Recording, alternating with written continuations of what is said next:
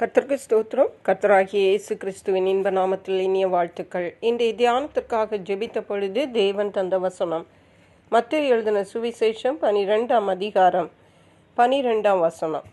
ஆட்டை பார்க்கலும் மனுஷனானவன் எவ்வளவோ விசேஷித்திருக்கிறான், ஆதலால் ஓய்வு நாளிலே நன்மை செய்வது நியாயம்தான் என்று சொன்னார். கர்த்தராகிய இயேசு கிறிஸ்து எப்பொழுதும் நன்மை செய்கிறவர்.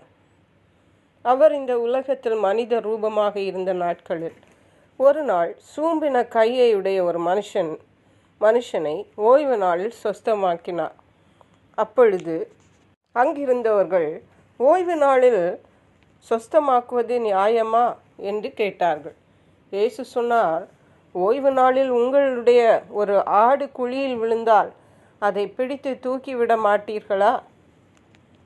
ஆட்டை பார்க்கலும் மனுஷனானவன் எவ்வளவோ விசேஷித்திருக்கிறான், ஆகையால் ஓய்வு நாளிலே நன்மை செய்வது நியாயம்தான் என்று சொன்னார்.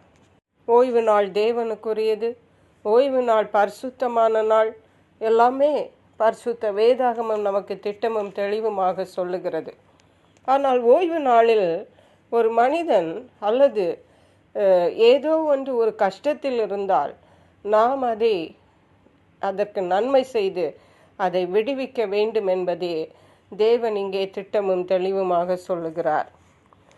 தேவன் எப்படி நன்மை செய்கிறவராக இருந்தாரோ அப்படியே தேவனுடைய பிள்ளைகளும் எப்பொழுதும் எல்லாருக்கும் நன்மை செய்கிறவர்களாகவே காணப்பட வேண்டும் என்பதே தேவன் நம்மளை எதிர்பார்க்கிறார். லூக்கா எழுதின சுவிசேஷம் 10ஆம் அதிகாரம் 25ஆம் வசனம் முதல் 37ஆம் வசனம் வரை வாசிக்கும் பொழுது, அங்கே ஒரு மனுஷன் எருசலேமிலிருந்து எரிகோவுக்கு போகிறான். அவன் வழியிலே கள்ளர் கையில் அகப்பட்டு அவனை அங்கே குற்றுயிராக விட்டு போனார்கள். அப்பொழுது அங்கே தற்செயலாய் ஒரு ஆசாரியன் வருகிறான். அந்த ஆசாரியன் இந்த மனுஷன் காயத்தோடே குற்றுயிராய் இருக்கிறதை பார்த்து பக்கமாய் விலகி போனான் என்று சொல்லப்பட்டிருக்கிறது. அப்படியே அங்கே ஒரு லேவியன் வருகிறான். அவனும் அந்த குற்றுயிராக இருக்கிற அந்த மனுஷனை பார்த்து பக்கமாய் விலகி போனான் என்று சொல்லுகிறது. ஆனால் அங்கே ஒரு சமாரியன் வருகிறான். சமாரியன் என்றால் சமாரியா தேசம் அது தேவனுடைய ஜனங்கள் இல்லை, அங்கே பாவம் நிறைந்த இடம். அந்த இடத்திலிருந்து ஒரு மனுஷன் வருகிறான். அப்படியானால் தேவனுக்கு பயப்படாத ஒரு மனுஷன். அவன் இந்த மனுஷனை பார்த்த பொழுது, குற்றுயிராயிருக்கிற இந்த மனுஷனை பார்த்த பொழுது கிட்ட வந்து அவனுடைய காயங்களில் எண்ணெயும் திராட்சரசம் வார்த்து காயங்களை கட்டி அவனை தன் சுய வாகனத்தின் மேல் ஏற்றி சத்திரத்துக்கு கொண்டு போய் அவனை பராமரித்தான். மட்டுமல்ல, மறுநாளில் அவன் புறப்படும் பொழுது சத்திரக்காரனை பார்த்து 2 பணத்தை எடுத்து கொடுத்து, நீ இவனை விசாரித்துக்கொள், அதிகமாய் ஏதாகிலும் செலவழித்தால் நான் திரும்பி வரும்போது அதை உனக்கு தருவேன் என்றார். எவ்வளவு நல்ல குணம் அந்த சமாரியனிடத்திலே காணப்பட்டது. ஒரு ஆசாரியன், ஒரு லேவியன், தேவனுடைய ஊழியம் செய்கிறவர்கள், தேவனை விசுவாசிக்கிறவர்கள், ஊழியர்களாக இருக்கலாம், விசுவாசிகளாக இருக்கலாம், கிறிஸ்தவர்கள் என்று சொல்லுகிறவர்களாகிய நாம் இன்றைக்கு நாம் கவனிக்க வேண்டிய காரியம், நாம் தேவனுக்கு எவ்வளவு பெரிய ஊழியம் செய்தாலும் நம்மை சுற்றி உள்ளவர்களுக்கு நாம் நன்மை செய்யாவிட்டால் நம்முடைய கிறிஸ்தவ வாழ்க்கை பிரயோஜனமற்றது.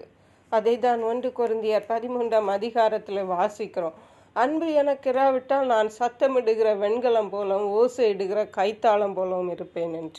அருமையான கர்த்தருடைய பிள்ளைகளே, நாம் ஒவ்வொருவரிடமும் அன்பு காட்டுவோம், அவர்களுக்கு நன்மை செய்வோம், தேவனுடைய பிள்ளைகளாக இருப்போம். அதற்கேற்ற கிருபைகளை தேவன் நமக்கு தந்தருளுவாராக. ஜெபிப்போம். எங்களை கிருபையா நேசித்து பாதுகாத்து வழி நடத்துகிற எங்கள் அன்பின் தகப்பனே, ஆசீர்வதிக்கப்பட்ட இந்த நல்ல நாளுக்காக நன்றி. இந்த ஓய்வு நாளிலும் உமக்கு பிரியமானவைகளை செய்ய, நன்மை செய்ய வேண்டிய இடங்களிலே நாம் மற்றவர்களுக்கு நன்மை செய்ய கர்த்தர் எங்களுக்கு உதவி செய்வீராக.